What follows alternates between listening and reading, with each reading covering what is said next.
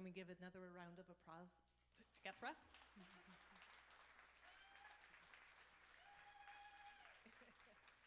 Thank you so much.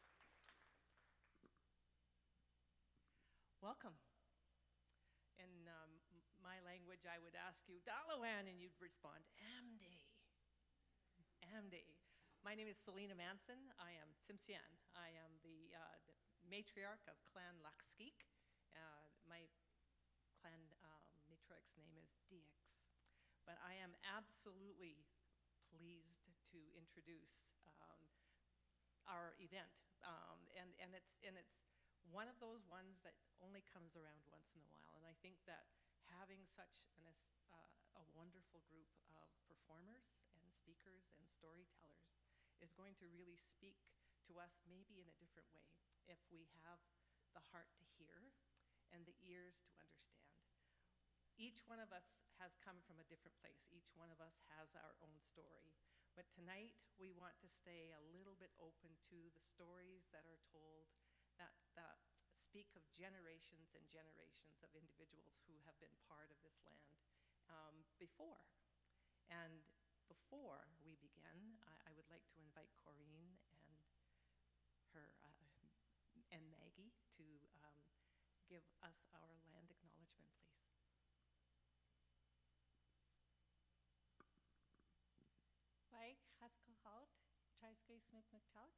Hello, good evening, friends. My name is Corey Derrickson. This is my friend Maggie, and we're both from the Interior Salish.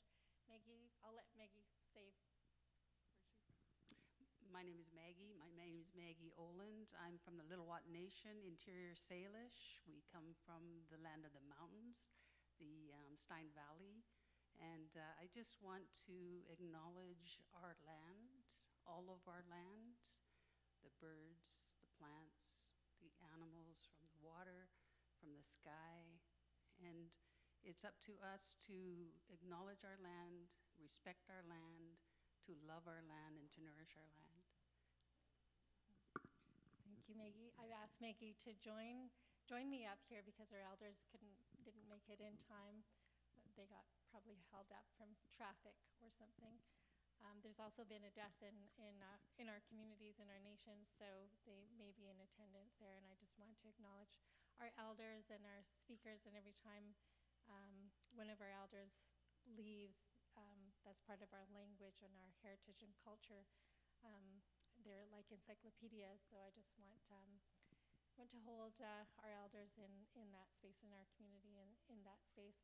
Our parents had worked together for many years here in Kelowna with the Kelowna Friendship Center. So they had been best friends, and they worked on various projects, didn't they, Maggie? And we were just talking about some of the projects they worked on with the housing and Native housing projects together. Her dad was president of the Kelowna Friendship Center, and my father, Harold Derrickson. Tell me your dad's name. My dad's name is Lou Mowry, and he was one of the founders of the Kelowna Friendship Center on Leon. And also, he was one of the founders in the one in Mission outside Vancouver in that area. And so, you know, the love of First Nations and, you know, our culture and our traditions and our variety of culture and traditions that we all bring to Kelowna. Thank you. Thank you for coming. Limlim. Limlim, Maggie. Thank you very much. I also wanted to be sure that we thanked the Tsilix and the Okanagan people for looking after the land that we are living on and that we're part of for so many thousands of years.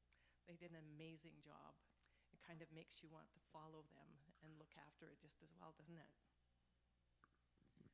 Well, the hub, the Metro Hub, and Global Citizen got together and said, we'd like to do this. And I personally, and on behalf of you, want to thank them for gathering all of these individuals to be with us. And this event with Cheryl Bear is one of the ones that I have been looking forward to for a long, long time.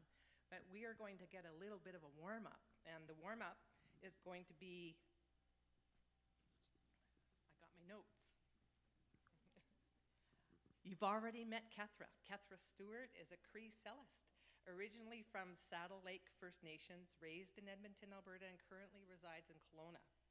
Kethra learned to play classical cello at 3 years of age and studied the Suzuki method with her lifelong teacher and mentor, Victoria Clark. She's actually a registered massage therapist, so we may have to have appointments after.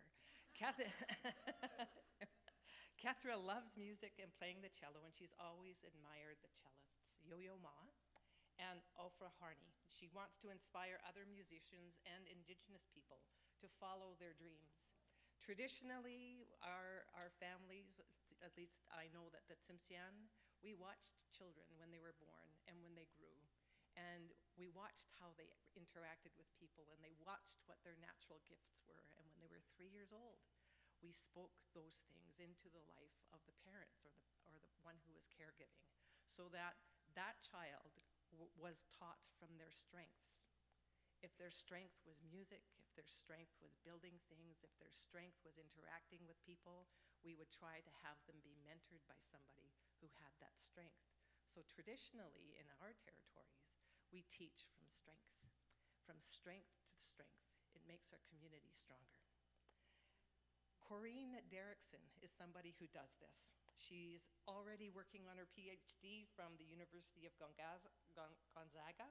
She lives in the Tsilix territory and is of the Okanagan-Colville-Arrow Lakes Plateau. Nez Pierce, an Irish descent, a proud mother and grandmother, and with one great-grand-nephew. But she did bring someone really special. And she brought her grandson with her, her oldest grandson, Elijah Swan Hall. He's 15, which is fantastic. Means there's lots of years left, right? From the Osoyoos Indian band, and like his dad, Gitz Hall, he's been singing since he was a baby. He's 6th generation singer of traditional songs, and he alone opened for Crystal Shawanda at the West Kelowna Music Pavilion in 2019. Now, I know that I've heard each one of them, but I've not heard them all together. And I hope this is as much of a treat to you as I know that it's going to be to me. So please, welcome Corinne, Elijah, and Kethra.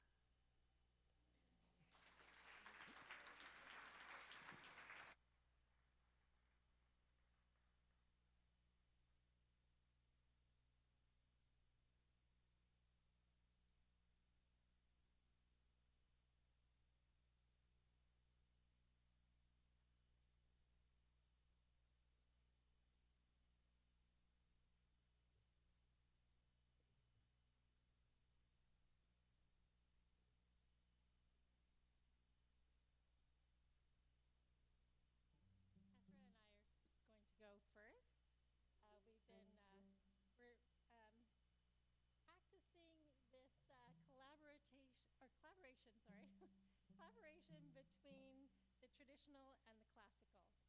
And this is only our 5th time singing together.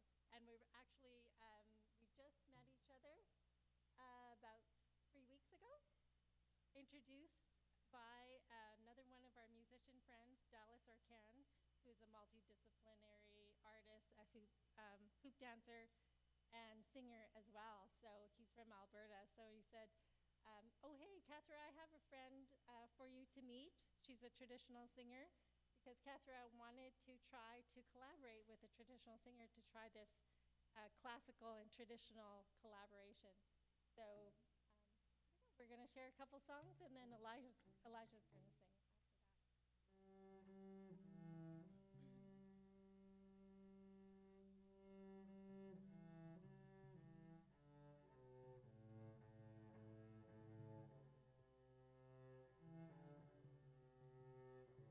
And this is our anthem, so I'm going to ask you to stand. This is the Okanagan song.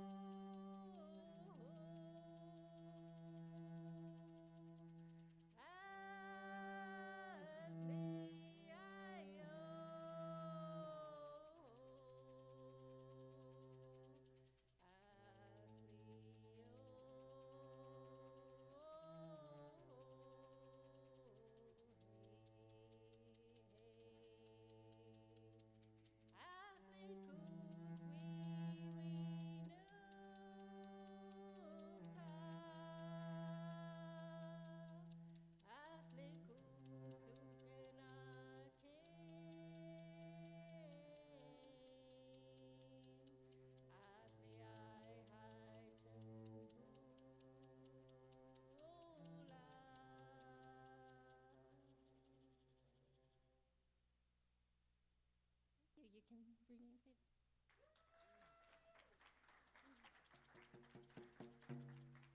And the words to that song are translated as we are beautiful because we are Okanagan, and we are beautiful because our land is beautiful. And the next one we're going to do grandfather's traveling song. My grandfather was a horseman and lived on his horse most of the time in the mountains. That's what I remember. They lived off the grid, high up in the mountains in the Penticton, Green Mountain area. And this is his song, Riding on a Horse, the traveling song. And I can just think of him whenever I sing it, he's riding on his horse still on the land, doing what he loves.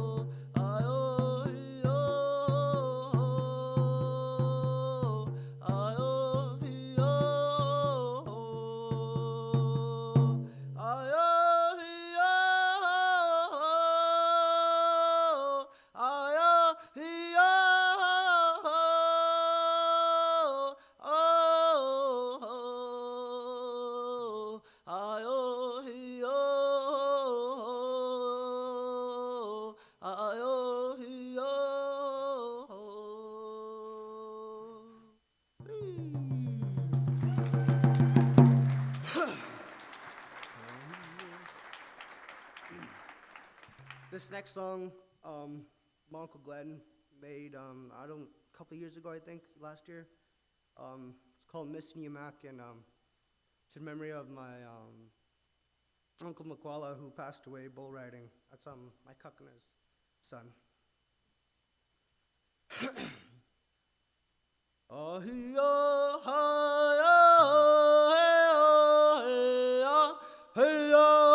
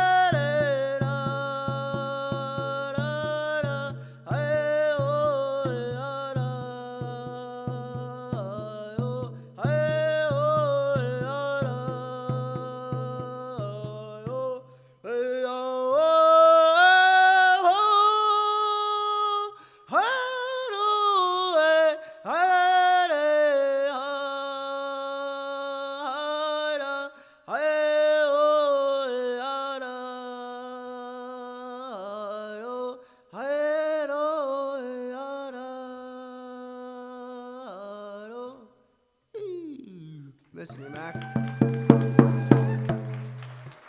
Lim, thank you.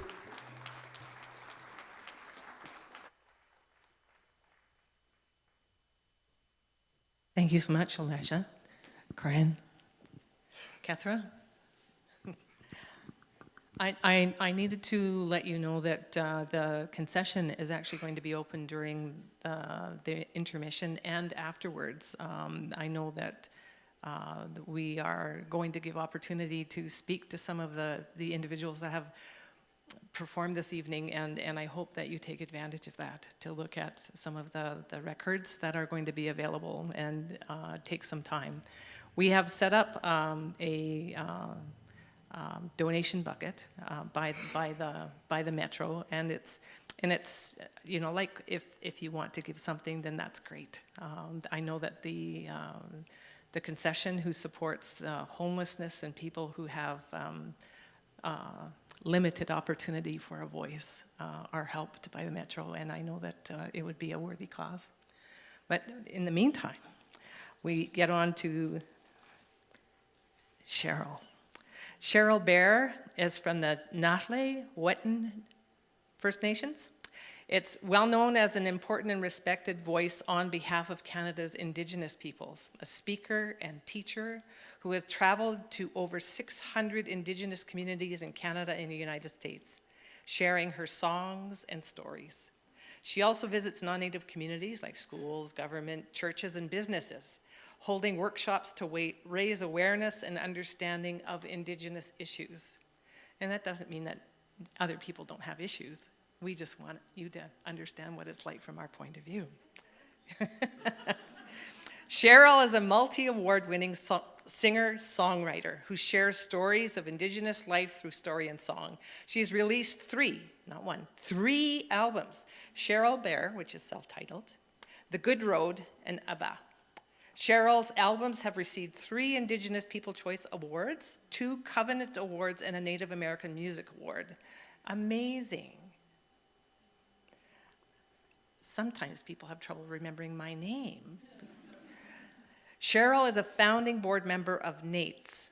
Now I'm hoping I pronounced that correctly, an Indigenous learning community. She's also an associate professor at Regent College in Vancouver.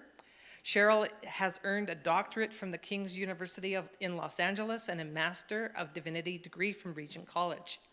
Her doctoral work presents an approach to First Nations ministry from the foundations of Indigenous worldview and values. She believes that leaders who are more fully informed about Indigenous worldview and culture and values will see a dramatic increase in their effectiveness in ministering to Indigenous people in North America, as well as the practical, missiological, and theological principles explored can be implemented in any cross-cultural context. That truly means that you begin to understand people from the core of who they are, not just what you see on the surface. Cheryl served 2 terms, 4 years, as a band counselor in a community, Nadleh Whut'en First Nation, from April 2014 to 2018, and she's currently serving as the Director of Community Ministry at the First United Church in the downtown east side of Vancouver, BC. I would like for you to join me in welcoming and Cheryl Bear. Stay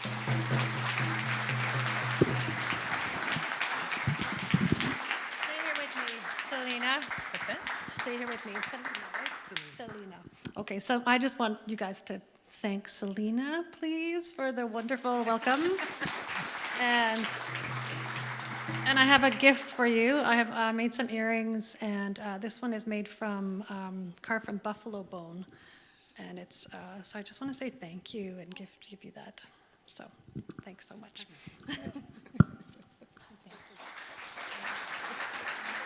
And thanks for the kind introduction. I know I better say some smart stuff, huh? So I also wanted to thank the other, let's see, Corinne, beautiful. I have these mother of pearl bears, and I can't straighten them out, so I'm going to give them to you. And Maggie, yes, Maggie. I need so much help. Maggie, thank you for your beautiful welcome. These are abalone. Thank you so much. And Kathra, there you are. Okay, I'm gonna walk over. I'll meet you halfway. And these are turquoise. So thank you so much. You guys are wonderful. And I forgot somebody, didn't I? Well, I don't know how to do this because all I have is girly stuff, Elisha. I just have like girlies. I was like right when as soon as I heard you sing, I was like, oh, I gotta give him a gift. But I have something that's actually really, really cool. My cousin Beverly, and your grandma's gonna want to steal it, but don't let her. You can share. But it's actually a shampoo that my cousin Bev makes in Nadleh, and it's made with bear grease. So cool. Thank you. Oh, I'll put this mic back.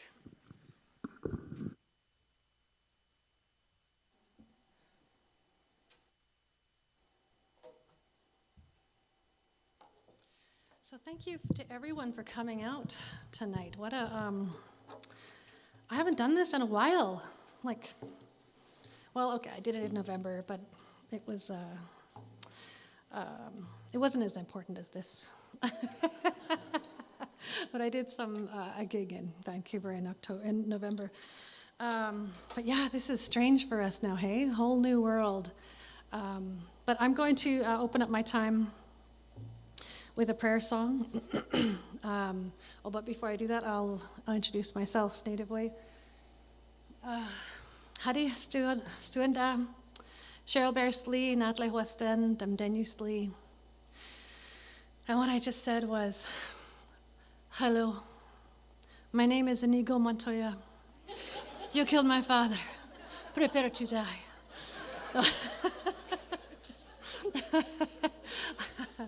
I just thought of that the other day, and I was like, I love that guy, and I love that line, so I'm just going to say that. Yeah, so anyway, but it means, Hadi in our language is how we say hello. You're going to try it? Hadi? Beautiful. It's nice to hear it. And Cheryl Bear Slee just means I'm Cheryl. Slee. Nadleh Whut'en is we put the I am. It's like when you read a cereal box and you read the French, and it's kind of like, oh, everything's backwards.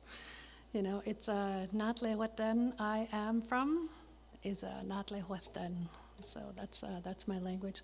Hey, cousin, you left your stove door open again. Just kidding. I love this. I'm like, ooh, rock star. Oh, this is for Elijah, though. He's the rock star. So I'm going to open with a prayer song, and I'd like to ask you all to stand, please. As we do, we always stand and honor the important songs. And this song doesn't have any translatable words. And our elders tell us that the chant represents the deepest cry of our heart. And so we cry out to Creator tonight. Whatever is on your heart, if it's sadness, if it's anger, if it's joy, if it's anything, just put it on this song and carry it to Creator. And the name of this song is the Prayer for the Missing and Murdered Indigenous Women. That's what I originally named it. And so I have a chair here that I put a shawl that I got from Crow Agency, Montana, from Hannah Pretty on top. And this represents our stolen, our lost sisters, our missing and murdered Indigenous women and girls. They're always in our periphery. We never forget them. We can't. They're always with us.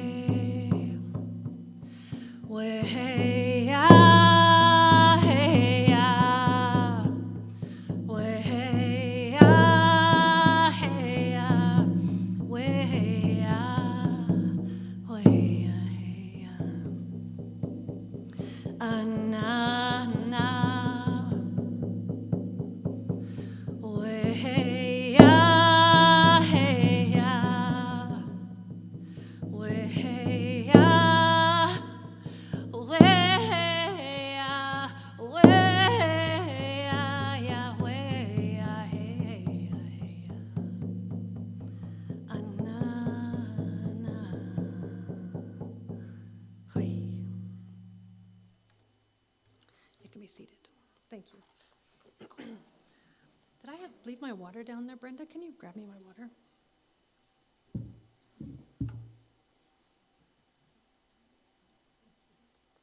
Maybe I do need some more. I spilled most of it on the rug up here earlier. Don't tell them. Don't tell Metro I made a mess. Well, thanks again for being out here with us tonight. It's really an honor for me to be here with such talented Indigenous folks who've already been showcased. What an honor to follow you guys. And I'm an old friend of Metro. This is all new, though. This whole building is all new. Like, you guys really got your act together. And the folks that I've known here for a long time, they're just like, yeah, Cheryl, you're a jerk. No. No, I'm just kidding, Brenda. Don't feel bad for me. This is Native humor. It's Native, it's supposed to be, it's self-deprecating. Yeah, anyway. But anyway, I have some really dear friends in the crowd tonight, like old friends, like seriously old. Like Graham, and he married like this young bride, Natalia. She's just this baby. And they're here tonight. Thank you for helping with sound. And Eli and Luke, who I consider my nephews, your sons. I appreciate you guys being here. It makes me feel really, really comfortable, really happy. And Mua and Marie, where are you guys at?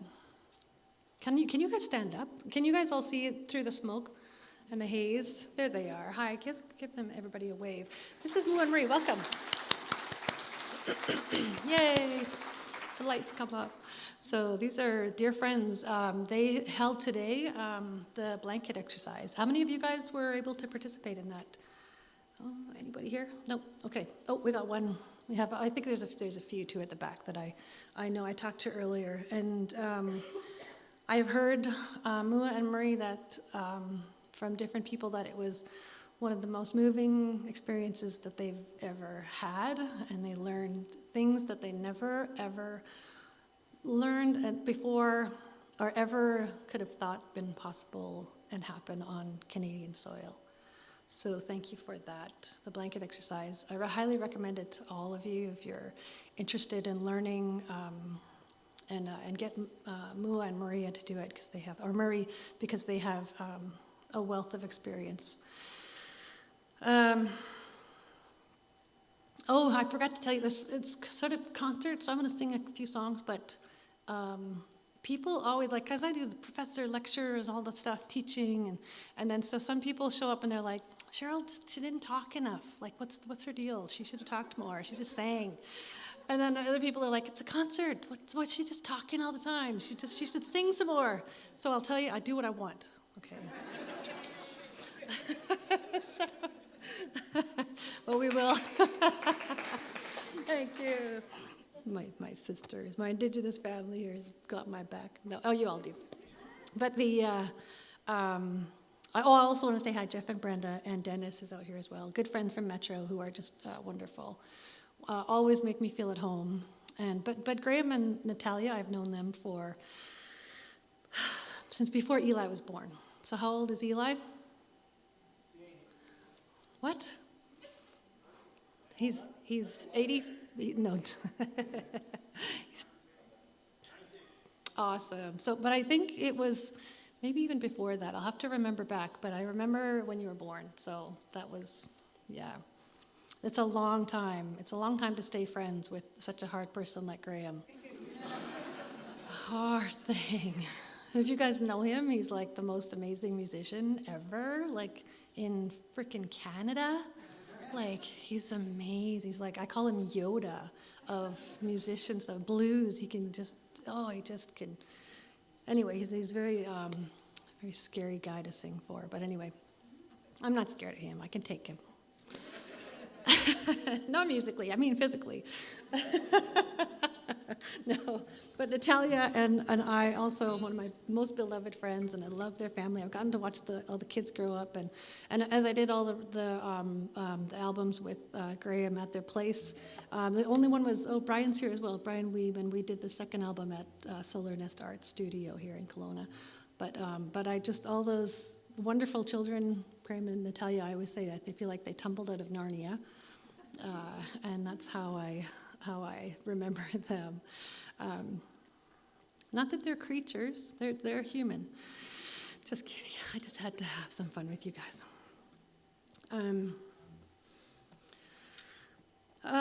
So this, I have to be honest with you guys. This past bunch of months has been really, really tough, since last May. And Brenda brought a part of a quilt tonight that it's orange, has 2 children on it, and it really helped me tonight to just feel that people care, non-Native people care, and remember and are walking alongside of us in this, because it's been brutal. It's been the first original 215, I think, knocked us all to our knees. I always say I was shattered. I think all of Canada was shattered. Most of Canada was shattered. Indigenous people, we were shocked, yes, but not surprised, because we heard the elders talk about this, the TRC, years ago, and we've heard our elders talk about these things for many years. And then the awful thing too, like the numbers just keep growing and growing, and I have a hard time sort of like seeing all the numbers. It's always like a traumatic event for me when it happens, and so I've got a shake in my hand and in my voice that I've never had before. And it's just been this past year. And I think it's okay. I think it's okay to have this, to be so shook by such news, and to be shook by not only that, but just our daily lives. You know, we heard young Elisha talking about an uncle that passed, you know, and that's that. Like we all have these stories. We've got these. I can start naming people, but I have to stop after a while because I can't even talk. So this is we are very resilient where we get through stuff. We're strong with community and all of that stuff. But this past year, I've just felt like having trouble getting back up off being winded and sort of being knocked down. And it's good to laugh with old friends. It's good to see everybody again and get to be here. But yeah, I have to be honest with that, because I think those of you who kind of know me, you'll kind of go, okay, something is up with Cheryl. She's a bit off, but that I do in all of that. I just shared a quote on Facebook. I'm gonna figure it out because I don't want to mess it up. Of course, I'm on airplane mode for all the songs.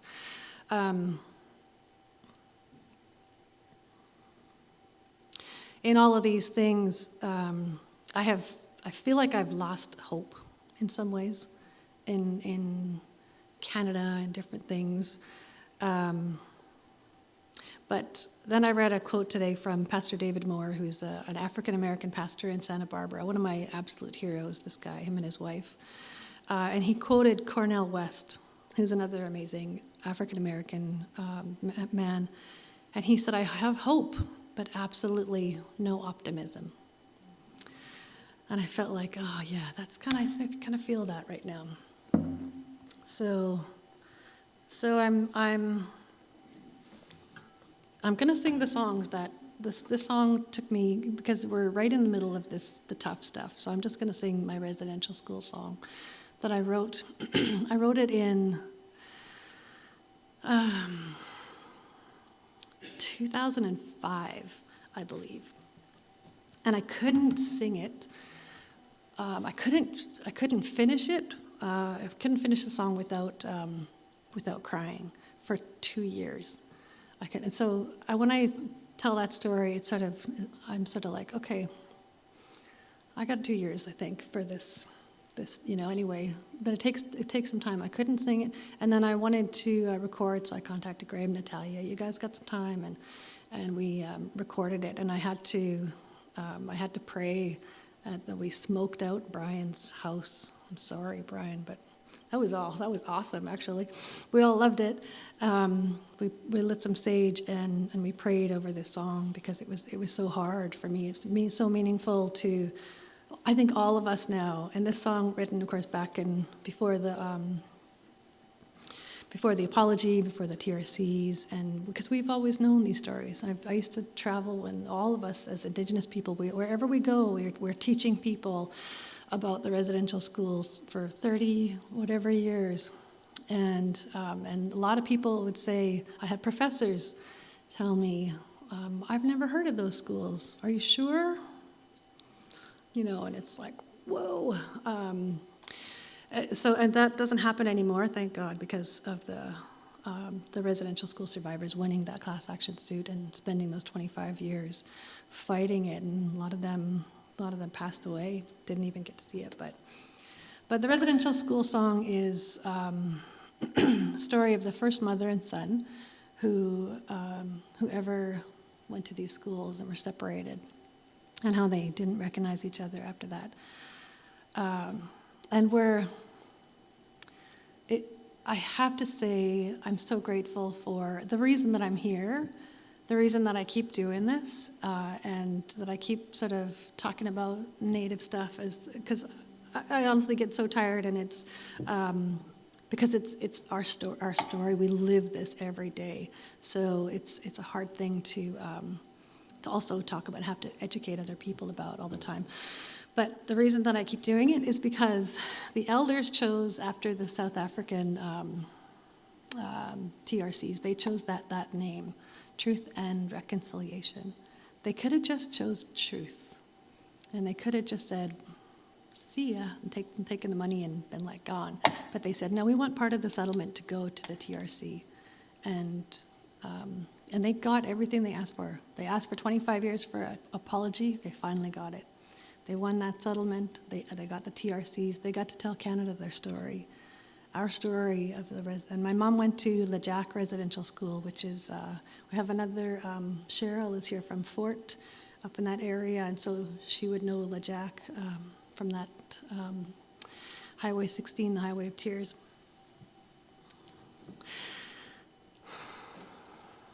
And thinking about, I said to you guys, I have a hard time hearing the numbers of and it's unmarked graves. People say just graves, but there's in every residential school, and this is something no schools in Canada have graveyards, but every residential school has a graveyard.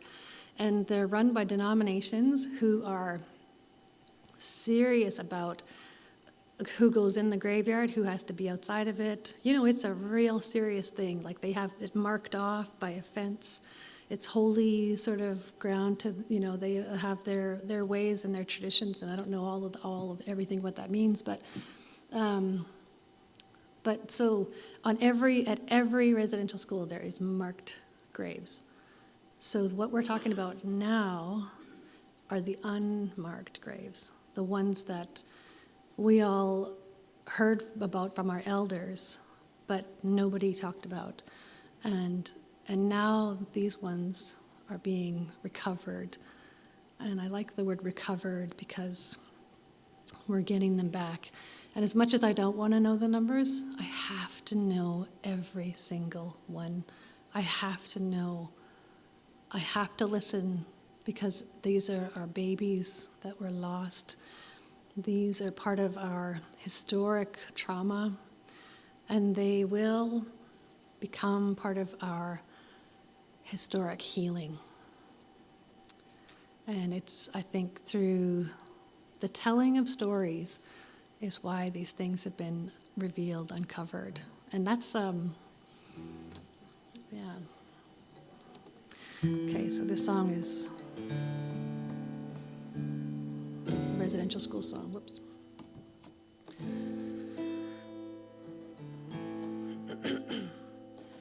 My son, when they took you away, you were so young and strong. I just couldn't wait for the day to have you back home where you belong. The only thing that kept me alive was knowing I would see you again. There was no way for me to know you'd come back, a man I don't know.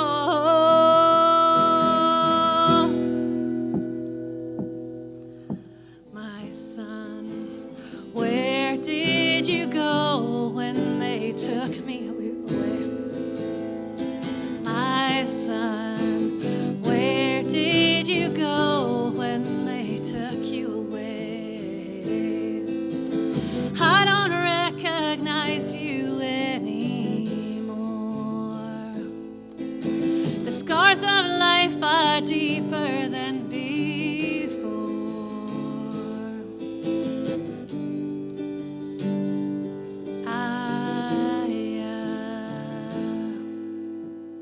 Mother, when they took me away, I looked back to my home.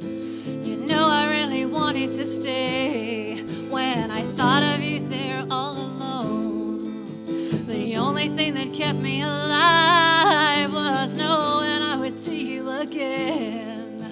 There was no way for me to know I'd come back to an alcoholic home.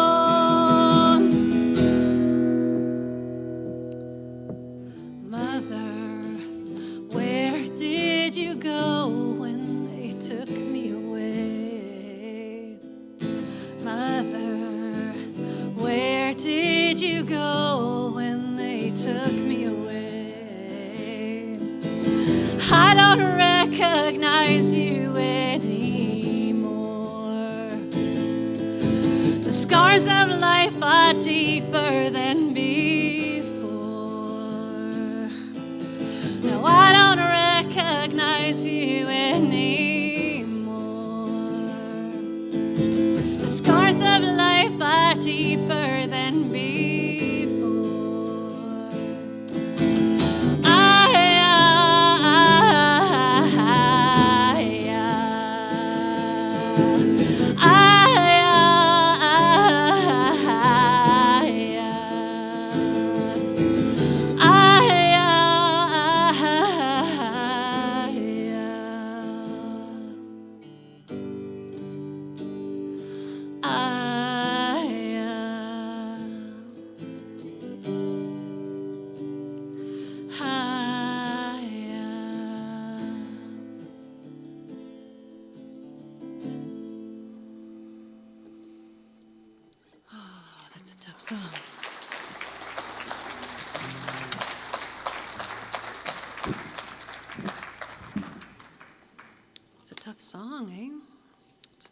It's a tough song to hear if you've heard it for the first time.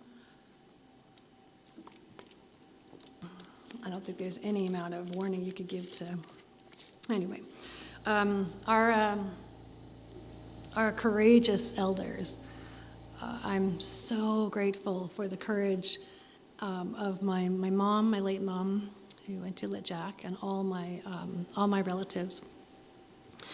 And I think that's like a really huge reason why I'm here and I'm able to kind of stand. And also the artwork that you see behind me and on the side here. And you notice the tears. This is my son Randall's artwork. And he is a student at Emily Carr. Now he's 27, I think. I don't know how old my son is. I don't care. He knows how old he is.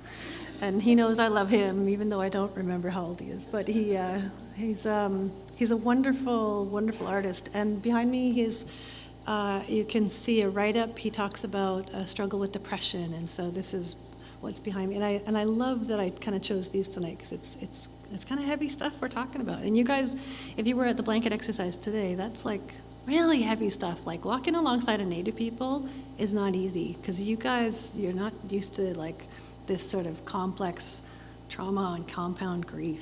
You're just not used to it. We sort of live it, so we kind of have to. But I feel like my boys are with me when I see my Nano's artwork. And that always helps. Always helps. So I'm going to sing another song that I wrote. And he talked about, introduced 3 CDs that I have, but I only have 2 here with me because I ran out of the first one. And I don't want to, and I haven't like had a concert forever. So if I go and get more printed, like it costs a bunch of money, and I'm just being really cheap, I think, since COVID hit. I'm like, I've got to save my money because this is the end times, man. This is apocalyptic stuff. I bought a whole bunch of tuna and Spam and water. I'm like, get these CDs out of here. I need room for all my toilet paper hoarding, you know. So, yes. So I will admit, I will admit to that. But so I only have the 2 CDs, and this song is off of I think it's off the first one. So if you like this song, well, too bad you can't buy it tonight. But they are on iTunes. I think they're also on Graham's site. And his site is grahamordisawesome.com. I'm just kidding. He would. Oh, he just called me a jerk. Yes, yes. No, he wouldn't dare. He loves me. Okay, so this song, I wrote this, and of course, you know, I have this long relationship here with Metro as well, this wonderful church, and so, and I'm a minister, and I've been a minister now. I've just passed like the 30-year mark, and I'm like, oh man, I'm old. Whoa, I've been in ministry for 30 years, but it's really changed. And actually, before I sing this song, I'm going to tell the story. And and the older I get, I don't know, it's like more storyteller. It's just an elder thing, I think, right? Just elders tell these hopefully wonderful stories and not really long and boring. But anyway, when I first met Mua and Marie, we were on her land at Ucluelet. And we got invited to do music for what we were told was a Native rally. And I don't know if you've ever been to a Native rally, but that was not a Native rally. Native rally is where all of your uncles, and this is usually camp meeting, and I grew up with a little bit of this. It's like all your uncles and your cousins show up with their guitar, usually electric guitar, and their amplifier, and there's 10 of them. And they're like, I can't hear myself, so they keep turning up their amplifier. And they're singing kind of Johnny B. Good style, but it's all Christian. But oh, they're so good. They're amazing musicians, but you're just kind of like, my ears are bleeding. You know, you're like, praise the Lord, but my ears are bleeding. But anyway, so that's, I know that kind of camp meeting, and that's not what Mua and Marie were doing. So we got there and we were asked to do worship. So I showed up with my team from Street Church, which is the inner city of downtown Vancouver. It's still there, being pastored by a Nuchan Nuth woman named Pastor Christina Dawson, one of my dearest friends. She's my sister. And so we had this crew, this all-native crew, bass player, drums, and I was so proud of them, and we were singing all the top 10 Christian songs, Shine, Jesus, Shine, and we were all doing all the things, but we're all very native, and I don't call myself a musician. Like we saw Cathrat, I would call her a musician, and others. I used to let people call me a musician until I met a few, and I was like, I can't do that. So I'm just a guitar player, and I prefer storyteller. But anyway, so we got to Mua and Marie's Native Rally, and there was a speaker there named Richard Twiss, and he's a Lakota, Sikanju Lakota from Rosebud in North Dakota. And I had never heard of him before, and this was in 1997. And so we had my whole team, and then we got up, and the next, we got there, I think Friday night, Saturday, we were on to sing in the morning, and we got up and we did our thing, and I was so proud of my team, and we just sounded so good because we practiced and blah, blah, and then Richard gets up, and he's like this, I'm just going to exaggerate because so you can understand how we felt. He was like 8 feet tall, he's got this long black hair that's like flowing on the ground behind him.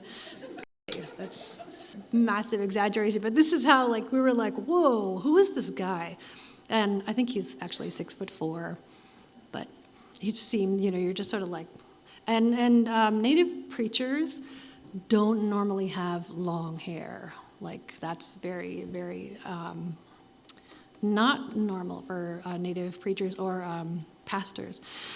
And he was the second one that I had met who had long hair. The first one was Brian Brightcloud, who just recently passed away, February 21st. Brian is Chiricahua Apache from San Carlos, and he had, the first time I saw him, he was a pastor of a church, and he had long braids. He pulled up in front of us, and he was in this big truck, and then he got out of the truck, and he was as big as the truck, and he was this beautiful man. I always said he looked like he walked off the set of a John Wayne movie. That's how Brian looked. And then we were always so mean to each other. Like this humor we have as Native people, we're just always picking on each other, and we think it's so funny. And it is, and we love it. It's like my love language. If you're mean to me, I'll be like, oh, I love you. So it's very sad. No, it's very awesome. We have this wonderful sense of humor. And my cousins back home, and my folks in Nadleh, they are just the funniest people, and we laugh so much. We laugh long, and we laugh loud. And anyway, so with Brian, my favorite thing to say about my Chiricahua Apache friend, after I got to know him, and I picked on him a lot, and he picked on me too. In front of people like this, we would do this banter stuff. But I said, he looks like he walked off the set of a John Wayne movie, and after you meet him for 20 minutes, you'll want to shoot him too. And his sister, who was there at the time, you think sisters get defensive, and hey, that's my brother. She was like, hey, that's my brother. I think I'm going to make you an honorary sister. Because you're sister mean. I was like, yes. So I got to be honorary sister of this beautiful family. But Richard was similar, the long hair and this crazy preacher out of nowhere who, And then we had done our set. We had done our worship set, and I sat down feeling a little bit nervous, but pretty confident. Sat in the front row because that's what I had to do back in those days. Not because of me, because I was told you have to sit in the front row and pay attention to everything and pretend you're listening to the sermon. So I got really good at that, like Oscar winner for listening to the sermon. Yeah.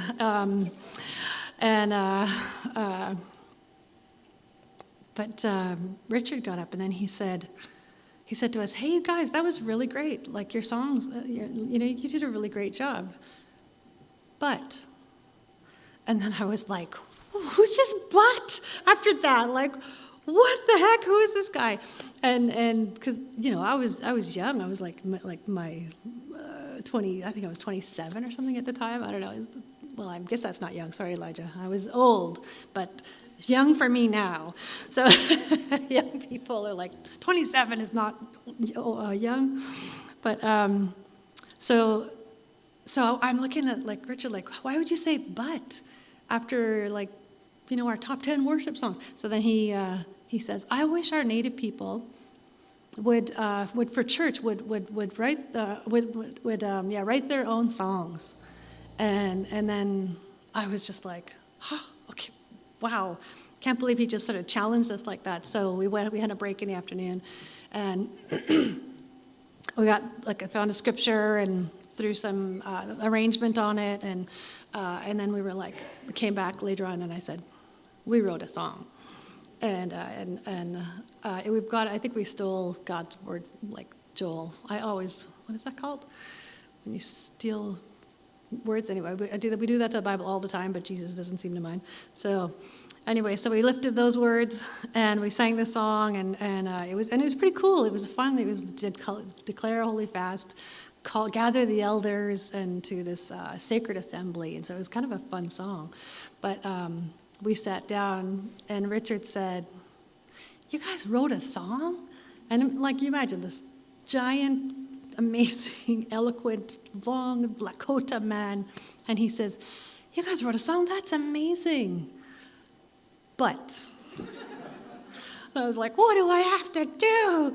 And then he goes, "I wish our Native people would, for our Native people of faith, would write songs in their own language with our style and with our instruments." And I was just like, hair blown back kind of thing. I had long hair back then too, long black hair, but it was that was life-changing.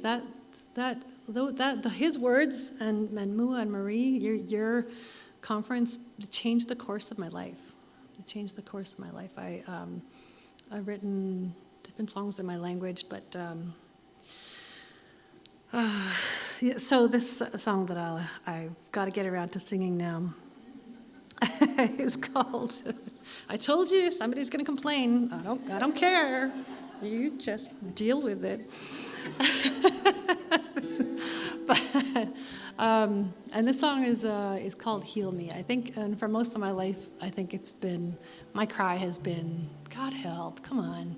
There's so much injustice and there's so much pain and stuff. And people used to talk about the victorious Christian life, and I'd be like, what the heck? Like, my life is like, my earliest memories are standing around a grave and real deep heartache. So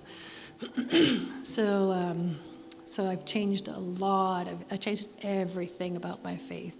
I decolonized the hell out of my faith, like literally. And it's kind of what we're doing here. You call this a concert, but it's kind of a decolonization night in some ways. And decolonization is not a big scary word that means we're going to take everything away and change everything you know, because we know what that feels like. Decolonization simply means hearing another story and changing your mind and doing things different. And so that's what we're on about. And this song, it's got a grief chant in it that I learned on Vancouver Island, the Kwakwala speakers. Anana, said, my heart has made this sound many times. I've cried this anana, and I don't believe that when we cry this chant, or when our heart, when we can't even make any sound, I don't believe that it doesn't fall to the ground, but that the Creator hears our cry and comes quickly to us. And yeah, so this song's called "Heal Me."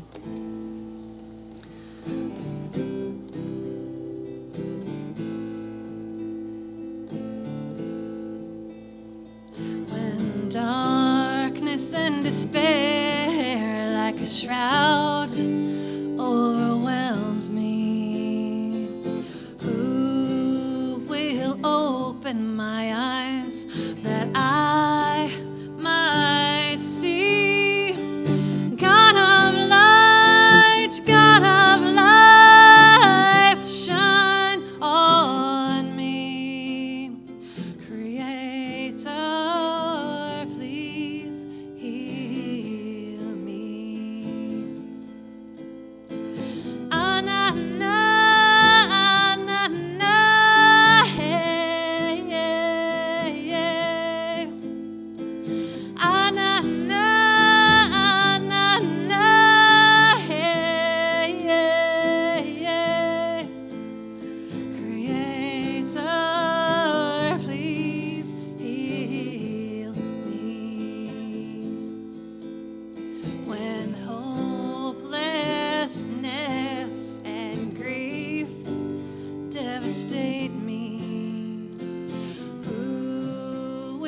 heal the pain buried deep inside. God of light, God of life, shine on me. Creator, please heal me.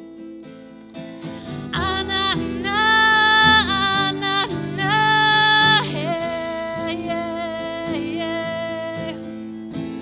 Anana, anana, hey, yeah, yeah.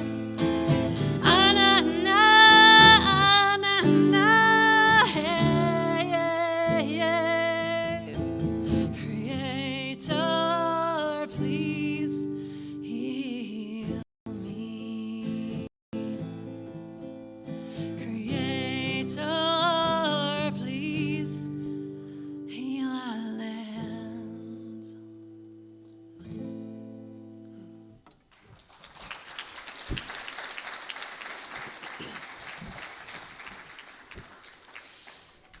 Okay, I'm going to sing one last song before intermission. And there's lots of goodies back there, I think. And where did my water go? And this song is the best song that I ever wrote. It's called Shine Forth. Some of you guys know Graham wrote it. And when I heard this song, it was one of the songs that I just thought, whoa, like that's, there's so much in this that just speaks to me as an Indigenous person. So when I heard this British guy, or I guess Walesies guy, what do you, Welsh, thank you. Walesies guy, I just got corrected big time. Welsh. Thank you for that correction. But yeah, it's, I think in the heart of Creator, the heart of Creator is perfect, right? Perfect love, perfect peace, and justice also. Perfect justice. And I think that there's so many places and people in this world who are seeking justice and who love justice. And I named my youngest son, he's 26, and his name is Justice. So whenever we always used to read the scripture, God loves justice, and we'd look at him, and he'd be like, oh, stop it. Poor preacher's kid, eh? Oh my gosh. Scarred that boy. But this song is all about justice, and so I'm grateful that Graham let me put it on one of my albums and let me sing it. It's all right. Hope I can do it justice.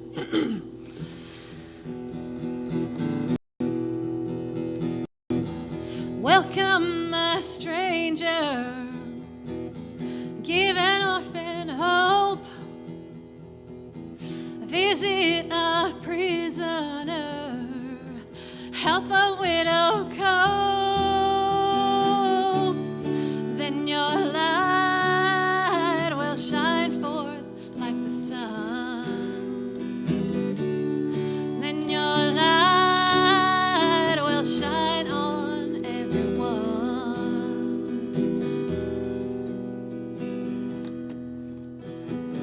Give away your money, heal the broken hearts, feed the hungry belly, forgive the one who hurts,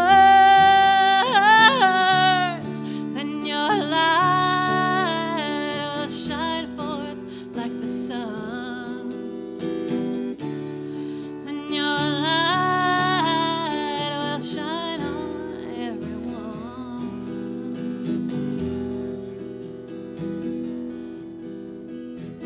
Speak out for the speechless, and love the one who's weak. Give shelter to the homeless, serve the one who's least. Then your light will shine forth like the sun,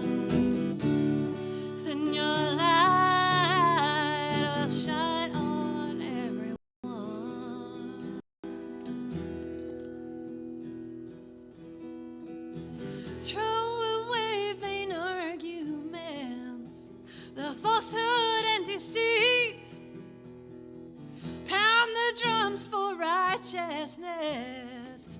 Let injustice cease. Then your light will shine forth like the sun. Then your light will shine on everyone. Then your light will shine forth like the sun. Then your light will shine on everyone.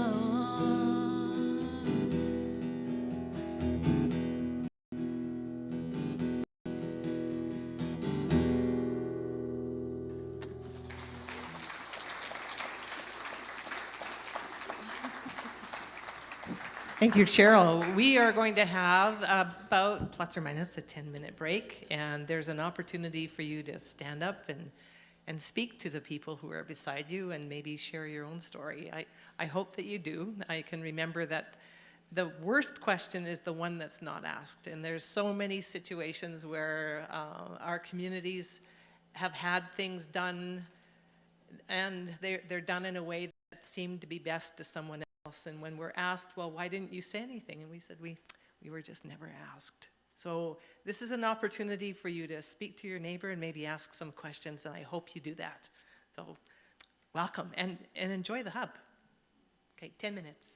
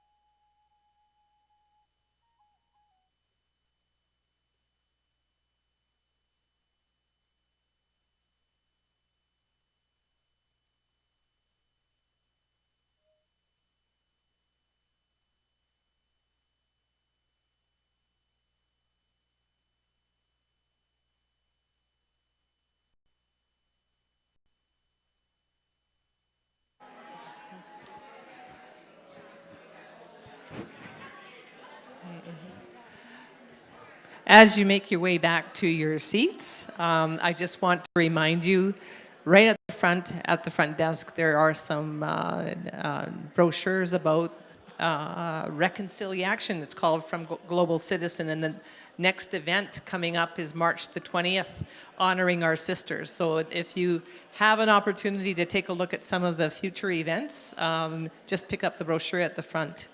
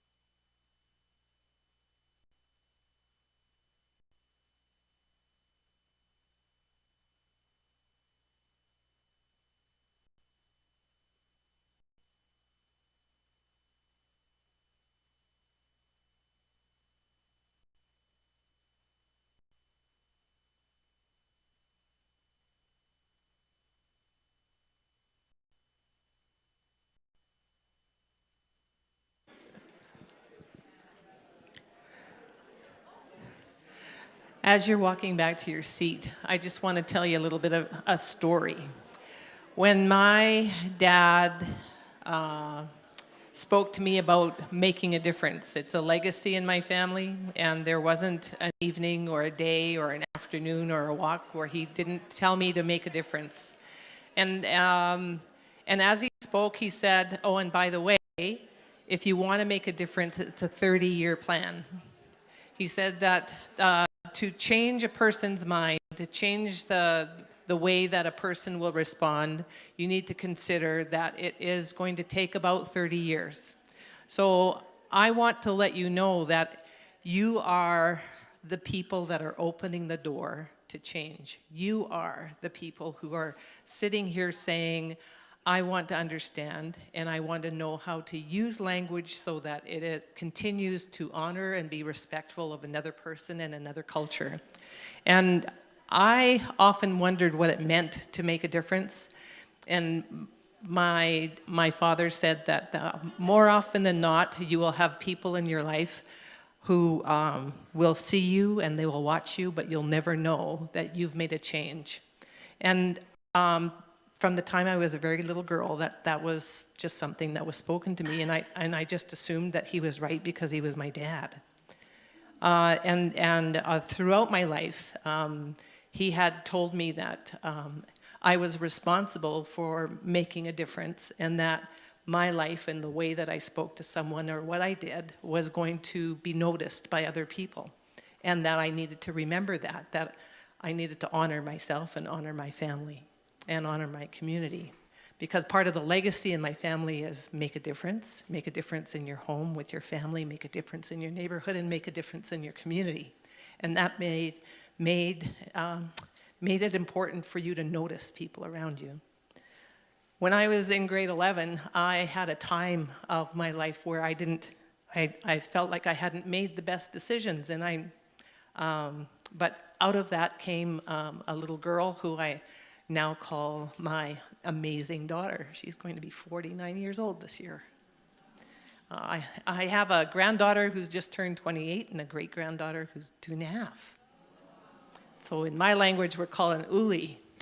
But when I was in grade 11, I didn't think I was such a great example, but I persevered and I finished school and I did all of the things that I thought that I needed to do and began to build my life up again. And 10 short years later, I was walking down the street, because I grew up in Prince Rupert, but I was walking down the street in North Vancouver, or in Vancouver, in the north part of Burnaby, and I noticed this girl walking toward me. Now, my dad gave me genetic lessons when we did our walkabout, because he would say, that man is from that family. They live in this village, and this is what they do well. And that young woman, she's part of this family, and they live in this village, and that's what they do well. He not only showed me the differences of what happens within villages and communities, but he also gave me it was a sociological genetic history about what our northern people were. And there were times when we would be walking 20 miles, and there's a lot of people you can pass in 20 miles. So I had that. And so when this young woman who was 18, I was 28 at the time, came walking toward me, I knew who she was. I knew what family she belonged to. I just didn't know her name. And she walked up to me and I said, I know you, you're from the north. And she looked at me and she said, I know you. So you're quiet for a little while because there's a change in tone. And she said to me, I know you. When I was in grade 2 and you were in grade 11, I watched you. And I decided that I wanted to be just like you. And I want to let you know that I finished school like you did. I graduated like you did, and I'm the first person to do that, and now I'm going to college. And you know, I didn't know that I had made that kind of impact. I didn't know that the person that she saw was something that was so good that it inspired her. And I was given a gift that day. And I want to continue giving that gift. I want to give it to you because you don't know who hears you, who watches you, who will be inspired by you, even during those moments when you don't think you're showing the best example. Because when you persevere and you are and you want to be the best that you can be and you treat people with respect, those actions are going to be remembered, even if they don't remember your name. You have the capacity to inspire so many people. And even by being here, you can speak the words that will continue to open the doors. And I want to thank you for being here. And I want to invite Cheryl to come up again.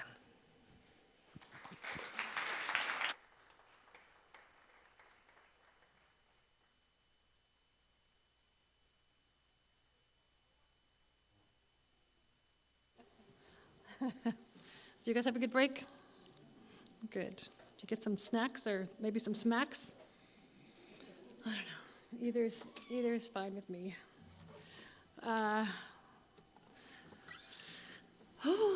Well, thank you for that, Selena. I so appreciate your good words. And I so love how you just reminded me of this one time I was I was invited, or we were, the community was invited to a gathering, a memorial for this elder, and there was a white pastor there. This was in Southern California, And the native elder was really well known at powwows, and so I had met him quite a few times, and he always told this one joke, and you can't tell you can't tell jokes at some native funerals, but anyway, it's not kind of frowned upon. But when I spoke, I just gave the punchline, and I said he was well known for this, and then everybody laughed, and it was good. But I was one of the lesser speakers, and the other folks there that were, and I remember the white pastor, poor guy, I don't think he knew, he maybe knew some native people, but not like the powwow crowd. And he got up and he goes, wow, he was just in awe. He was like, every one of you were such like good speakers. And these elders got up and they spoke like powerful, beautiful words, and they were very eloquent. And I was like, yeah, they're native elders. Like that's what they do. Like it's just normal, And so you have, so I love it when I see our people up here talking, sharing, introducing different things, and speaking so eloquently. And I've just noticed that. I've noticed that. I even remember one girl from Siksika, used to be called Blackfoot. They called themselves Nitsitapi, the real people. And she's from Siksika, and she was like so shy. She had like all these kids, a beautiful family, beautiful dancers at powwows, but I never heard her say hardly any words. And then she had to do an honoring, and I was like, oh no, I wonder if she's going to be okay, because she was so quiet. And she got up, and she was just this very quiet, but very powerful again. And I was like, whoa, like, why was I surprised? Like, why would I, be worried about it? So, there's so much strength in Indigenous communities, and I'm so grateful for that. So, anyway, I have one more song, because I got told, I sang 3 songs. I didn't sing 2. That prayer song was a song.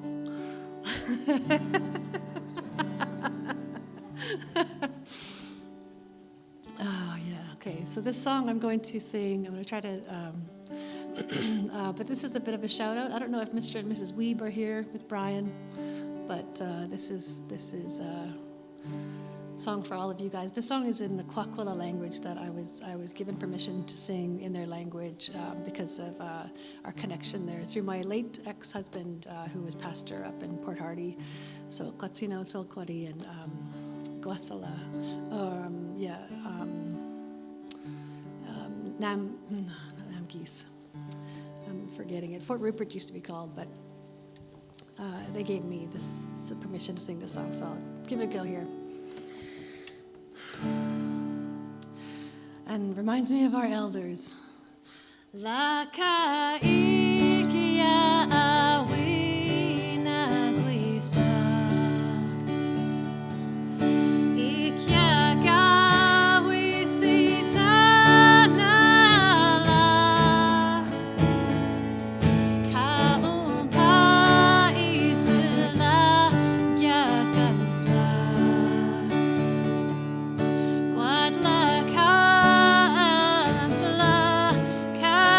Ki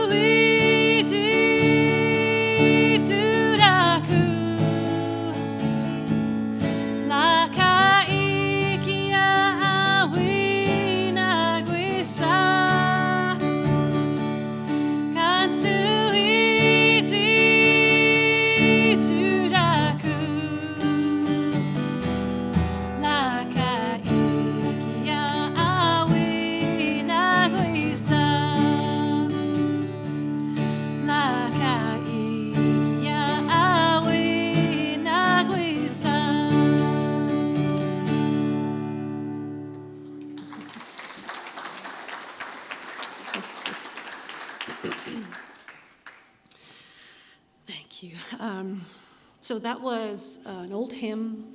If you didn't recognize it, it's called "In the Sweet By and By, We Shall Meet on a Beautiful Shore." And I didn't sing it in English because most of you guys could sing it in English already. So, but the Kwakwala language is so beautiful. And one of my favorite elders up north, Julia Hunt. Oh my goodness, when she sings this song, not a dry eye in the place. She's just got this most beautiful voice.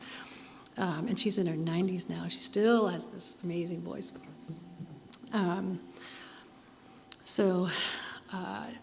Yeah, and I don't sing a lot of hymns anymore. I don't sing a lot of church songs anymore.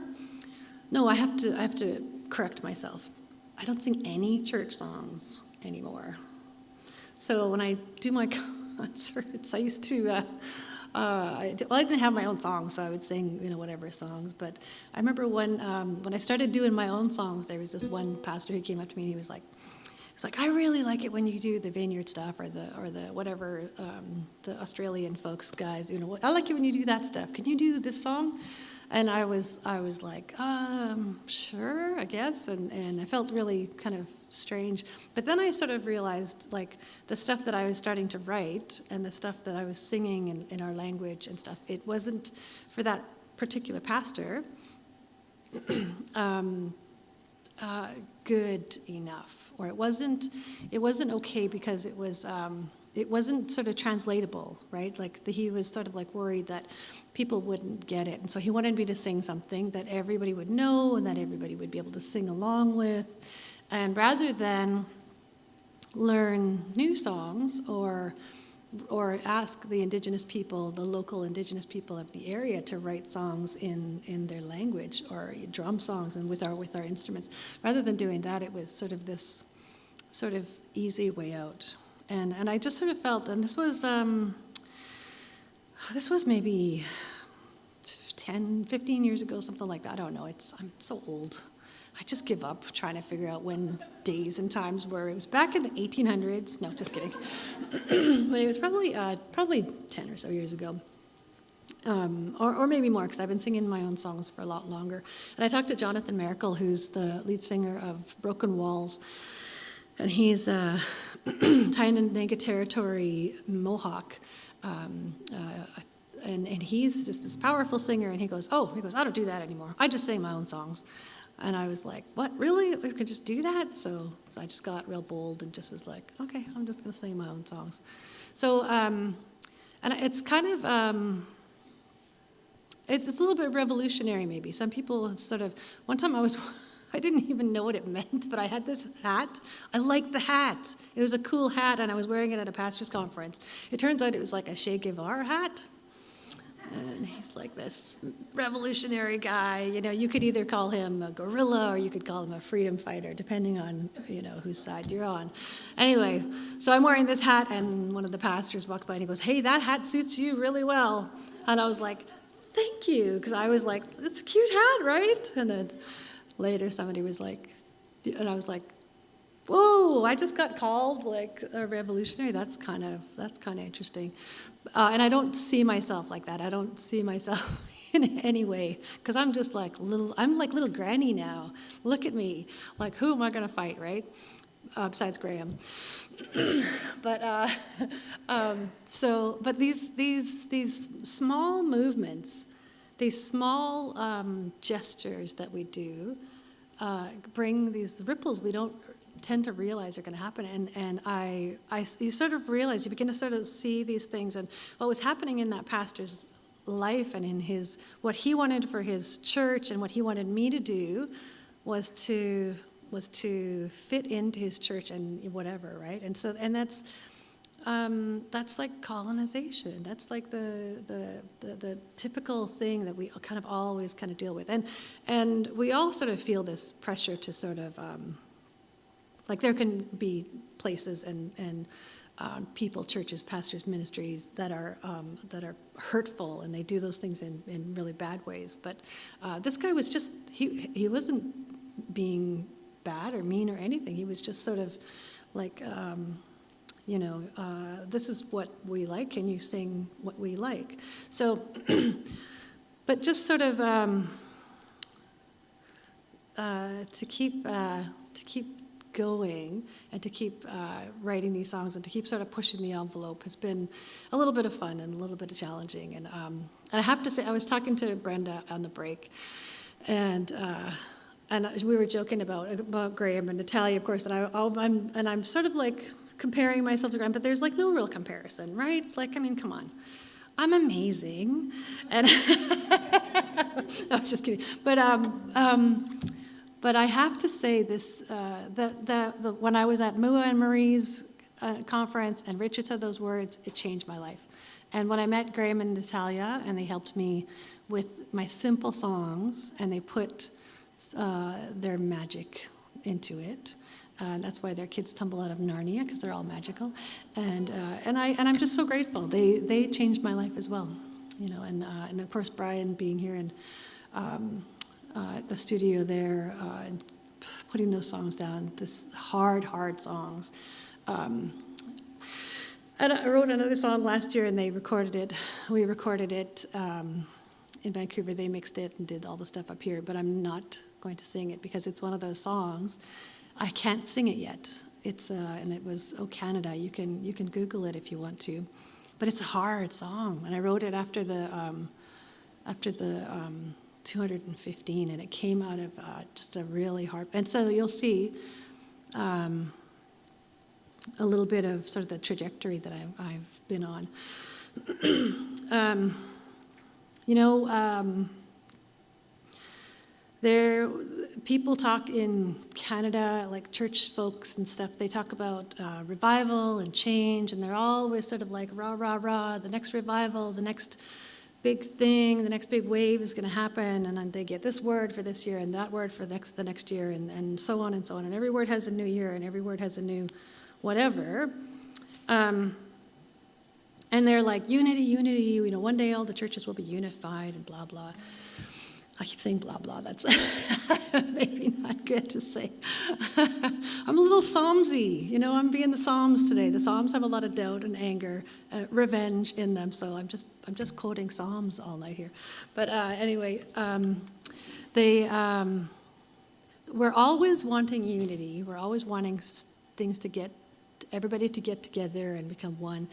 But sadly, one of the greatest ecumenical movements that happen in Canada is like the one where churches and religions from Europe who went through their 100-year war. Like, I'm 54 years old. I can't fathom having been born in the midst of a war and not seeing its end, like a 100-year war. So then this was like between religious groups, and so they fought that hard for their beliefs and their theology over in Europe, and then they came here, and those same exact groups were like, you know, we just can't do it all, so how about Salvation Army, you go take Gitsikikla?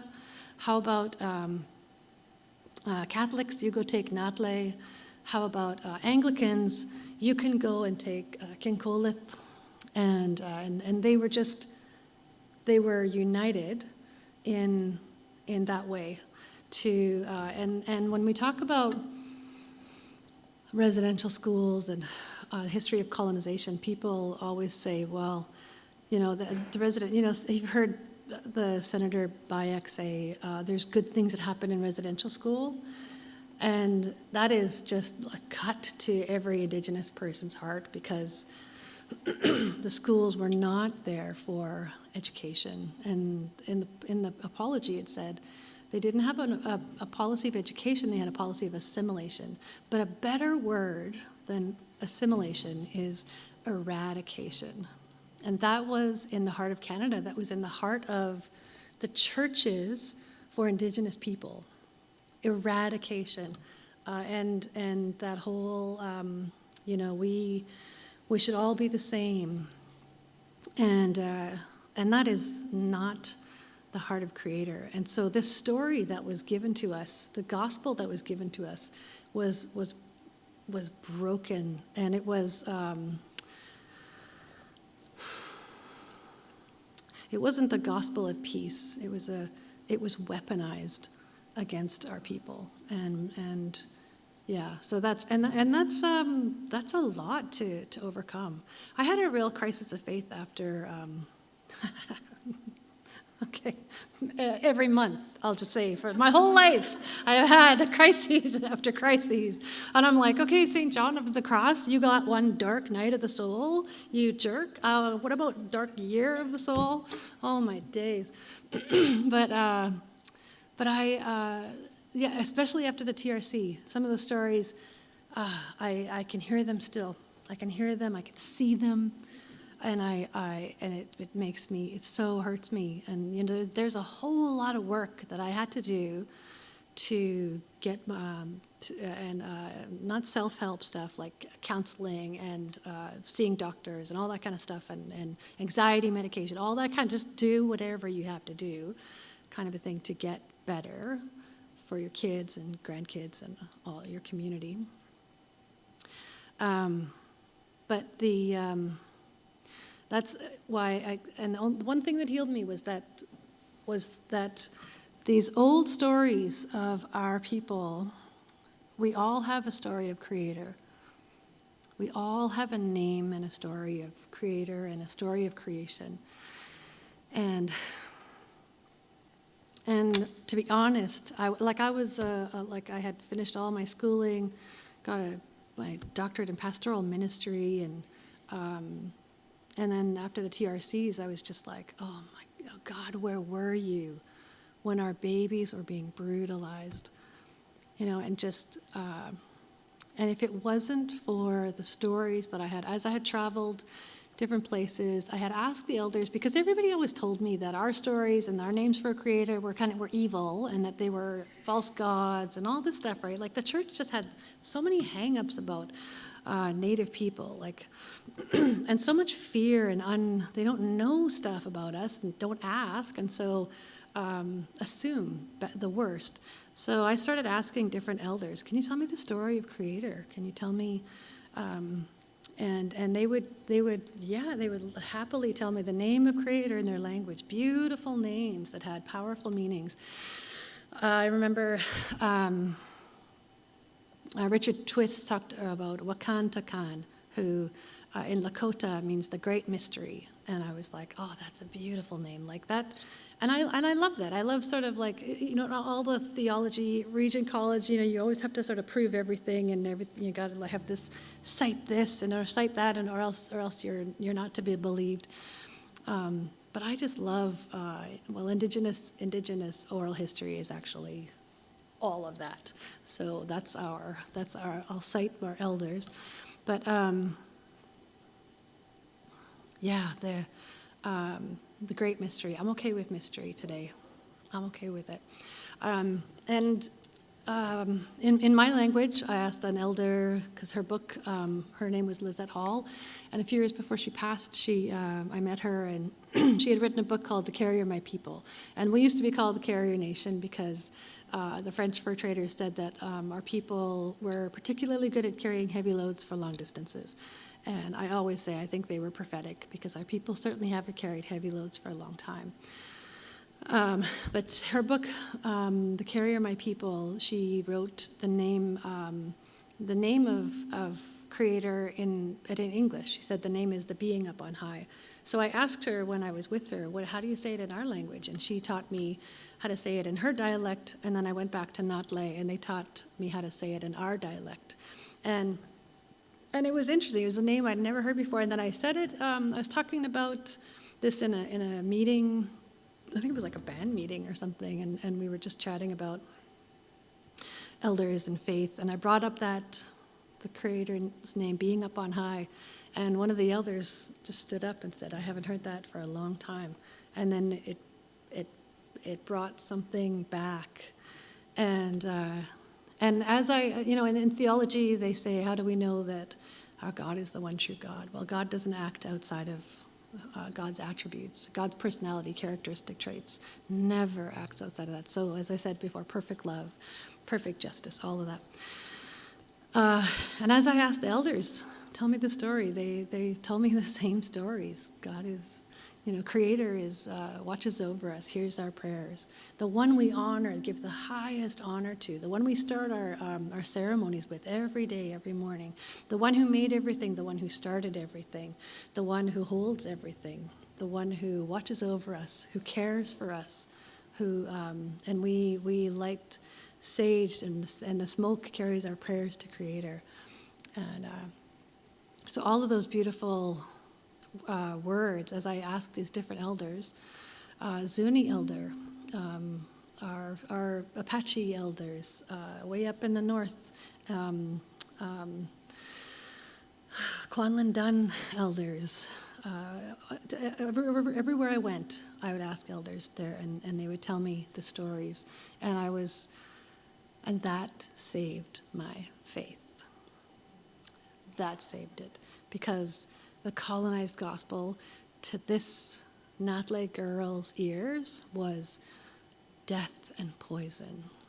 And it was, and it's so hard to say that to folks who I know here have faith, but you know what? I know that every Native person, even if as Native person have faith, they can nod and say, yeah, that old gospel, that was death. And so today, you're here today because you're listening. You're here today because you want to learn, or maybe you're just a buddy of Joyce and she made you come. I don't know.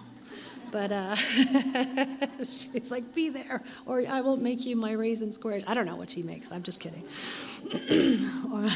or she will make you them if you do. Yeah, I don't know.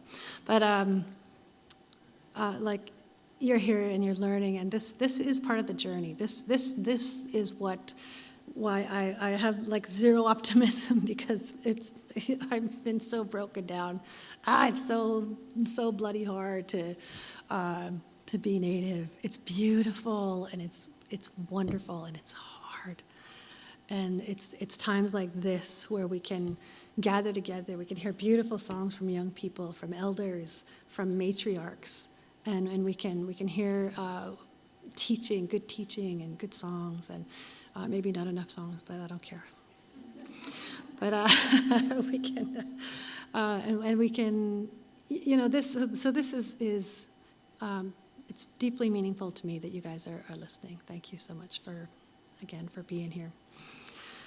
I'm going to sing a drum song, or maybe I'll use my rattle. This beautiful rattle from Nolputlis, who's the hereditary chief of the Nukhalk Nation in Bella Coola. It's a beautiful rattle here. And this song is one of the songs that I wrote in trying to figure out faith and trying to figure out all this stuff. One of the best names for Creator I ever heard was Takanshala, and it was Richard again. So this guy is life-changing, right? You can Google him, actually. He's all over the internet. Google Richard Twist. He passed away 9 years ago, but his words and his legacy still live on. And Takanshala means grandfather. And that name, and in Native communities, the elders are the most highest respected of all of our people. And somebody asked me one time, some Christian guy, I said, can you give me a picture of wisdom? And he's like, like an eagle or something. And I was like, I talked to some elders, and then I was like, it's like a circle of elders is a picture of wisdom. And the guy's like, wasn't happy. He wanted the eagle. And I was like, sorry, dude, that's not, and so we had I don't think he used my circle of elders, but that's our wisdom. That's anyway. So grandfather is deeply meaningful to me, and I feel like that name, and also the name in Isaiah, the man of sorrows, has held me. Those two stories have helped heal me. And this song is called Abba. In my language, Abba means father.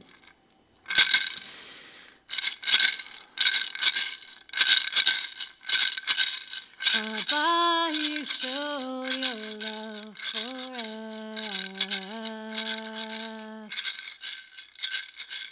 Abba, you showed your love for us.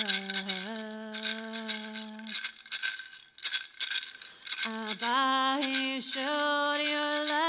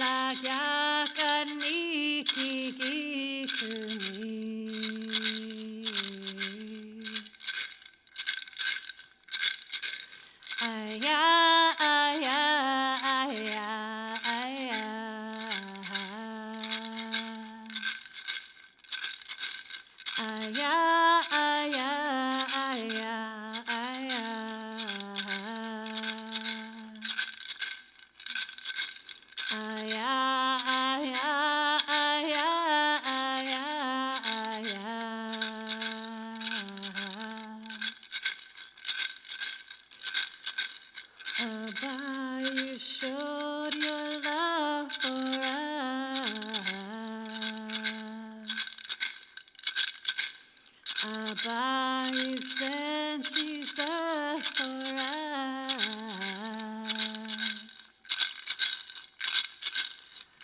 Kela yakan mikikikumi.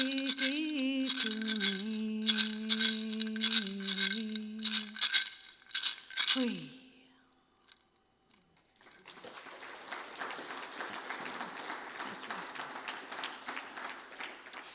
I started singing that, and because I'm like, all the stuff is over here, and I realized this is not my rattle arm. I was like, and it was like pooping out halfway through the song. I was like, no, you can do it. Anyway, I'm left-handed, but I'm right rattled. I guess. So okay, I have one more song for you guys tonight. And it's I don't try to end on a high note because I just always find like or a happy note or whatever because I don't like the American happy ending because it's usually like happy things happen and bad things happen and then happy things happen and then bad things happen, and so you know the wrap up at the end of the movie where it's like, oh please. But I do want to sing a song tonight for you that I wrote, and especially because we have aunties here and we have Indigenous folks here, and I wrote a song specifically for us, and it's called "Hey Cousin," and if you have a Mennonite background, you will also get this song. Because I went to a Mennonite church and somebody told me, oh, Mennonites, you don't try to tell any jokes at a Mennonite church. They don't laugh, they don't get your jokes, and they don't have any sense of humor. And I was like, what? It's like, what? That's crazy. Like, people don't have a sense of humor? So anyway, I went to this Mennonite church and I started talking about cousins. And and I was like, whoa, what's happening here? And I told a cousin joke and they roared. I was like, oh, you get our cousin jokes? And they were like, no, there are jokes. I was like, no, there are jokes. And I almost made some peace-loving Mennonites fight me for our jokes. So that was awesome. But yeah, so this, and with Native people, there's a Native guy who actually, they nicknamed him Cousin because he had some white friends from the church, and they would go to the mall, and everybody would pass him and go, hey, Cousin. And so his nickname just became Cousin, and I just loved it. I was like, it's because we're all related. And I met a lady tonight, Cheryl from Fort, and I forgot to ask family names and everything because I was getting ready for tonight. But I was like, I bet we're cousins, because she's Native from not far from, and my mom would have known all that. My mom passed away, so a lot of the knowledge is still with my aunties. But this song. Yeah, it makes, sometimes when I sing this in Native communities, I have to stop and just sort of play the guitar a little bit to let the aunties keep laughing because they're so cute, and so anyway, but it's a happy song, and it won the People's Choice Music Award for Best Song of the Year, and I'd never usually tell people that, but I always say, I don't think it's such a good song, but it's just that all my cousins voted for me. So I might have cheated. I don't know. I didn't cheat. But anyway, I love this song, and I love my cousins. I'm related to almost everybody in my reserve. It makes it hard to date, and this is also the Mennonite jokes, right? It's all the same, right? You don't want to marry your cousin. Oh, Lord. Or at least your fourth or whatever. I don't know. But anyway, so, and I told Shimshan, he's Shimshan Anishka, really good friend of ours. And when I was writing this song, I was like, I don't know how this is. I was like, Graham, can I do this song like half talking and half singing? And it's like, oh yeah, it'll be good. And then I was telling some Native people about some of the stories. But then I started off to Cliff and I said, hey, I wrote a song called Hey Cousin. And he said, is it a love song?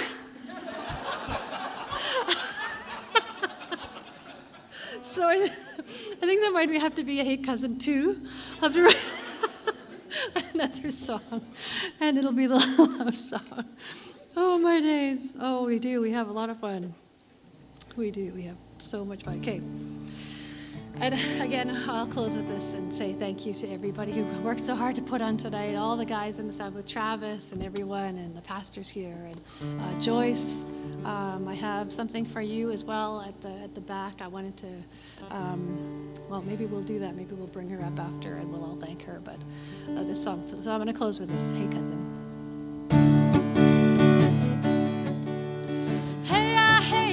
Hey, cousin, it sure is good to see you again. Hey, cousin.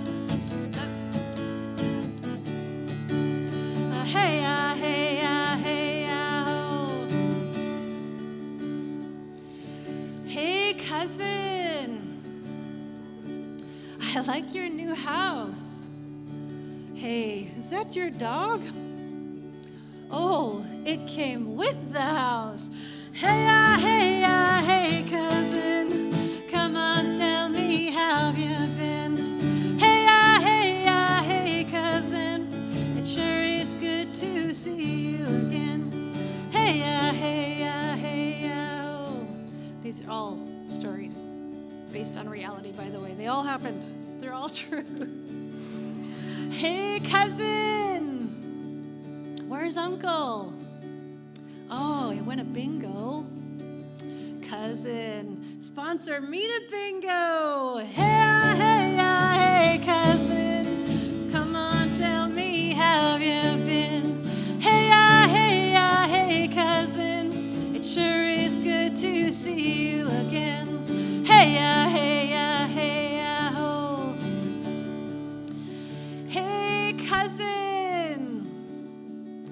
Some of you want to answer me, don't you? What do you want? Hey, cousin, do you got any duct tape? My muffler fell off again. I need to fix it. Duct tape. Indian chrome. Hey, cousin, come on, tell me how you've been.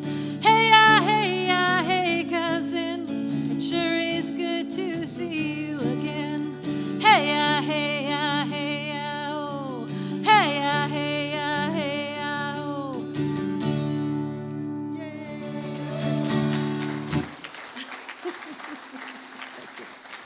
Silly me. Cheryl, on behalf of myself and the audience, thank you for being here. Thank you for sharing your story, at least part of it. So you're going to have to come back again so we can hear some of the rest. So join me. Thank you. And I totally understand about the cousins. I always thought I had 52 first cousins, but all that ancestry stuff discovered I have 75 first cousins. Thank you. Thank you for coming this evening, and I hope you have a great and safe journey home.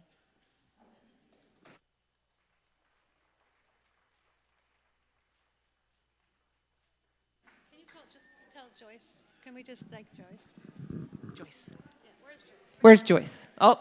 There she is. Joyce, come on up here. I just want everybody, maybe you can thank her. This is the lady that helped bring Cheryl here, Joyce, and she is the one who just wants to make a difference in all that she does in our community, and we want to thank her. But Cheryl would particularly like to thank her.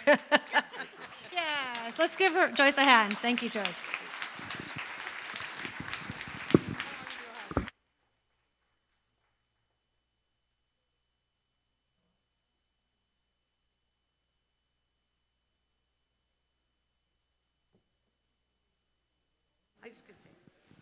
Thank you again, everyone, for coming. And we do have a number of reconciliation activities going on throughout the month. Specifically, March 20th at the Rotary Center for the Arts, we have 2 Indigenous fashion shows. It's really geared more for women. Guys, you're welcome, but women more like, fashion. So there's 2 Indigenous fashion shows, a couple of other musicians, and a screening of Mel's story, which is on the murdered and missing Indigenous women. So that's at the Rotary Center on March 20th, I'm sorry. Other events, there's some stuff at the table. But thank you so much for coming tonight, and have a good evening. Don't forget to put your clocks back. Clocks ahead. I just want to invite you tomorrow, if you're not doing anything, at 10 o'clock. Cheryl will be at Metro Church tomorrow if you would like to come out and hear more from her tomorrow morning. Have a great night.